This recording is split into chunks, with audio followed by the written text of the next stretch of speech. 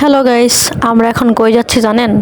আমরা যাব এখন আগারগাঁও ভাইরাল কেক খাওয়ার জন্য। ফেসবুকে ইউটিউবে তো ঢুকাই যাচ্ছে না, শুধু এই ভাইরাল কেকের ভিডিও আসতেছে। ভাবলাম আমরা যাই। আসলে ভাইরাল কেককে কেন্দ্র করে আগারগাঁও এলাকায় একটা পুরো কেক মার্কেটই তৈরি হয়ে গেছে।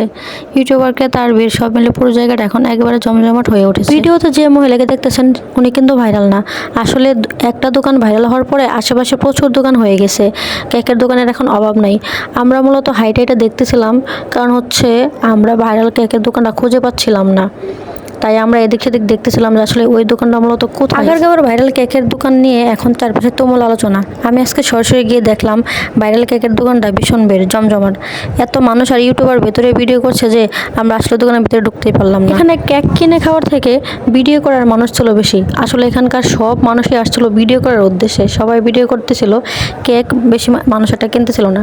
আর আমরা গিয়েছিলাম ভিডিও করার জন্য প্লাস কেক খাওয়ার জন্য, কিন্তু এত মানুষের ভিড় ছিল যে আমরা সামনে পৌঁছাতেই পারলাম না। এই দোকানের কেক খাইতে পারি নাই, তাতে কি হয়েছে? আশেপাশে বহুত দোকান আছে, তো আমরা অন্য একটা দোকান থেকে কেক। যারা ভাইরাল দোকানের কেক খাইতে পারে নাই তারা ভাইরাল দোকানের পাশে আর একটা কেকের দোকান ছিল, ওই দোকান থেকে কিনে খাচ্ছিল। সত্যি বলতে কেকটা আমার কাছে আহামরি তেমন ভালো লাগে নাই, শুধু ডিমের ফ্লেভারটাই বেশি আসতেছিল। শ্যামলীকে বললাম তুমি খাও, তুমি খেয়ে দেখো কেমন হয়েছে।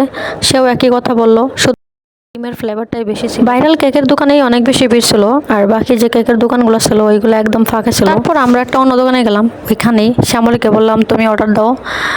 আর আমি এখানে অর্ডার দিলাম হচ্ছে চিকেন উইংস, যেটা আমার কাছে অনেক ভালো লাগে, আমি বাসায় ওইটা খাই।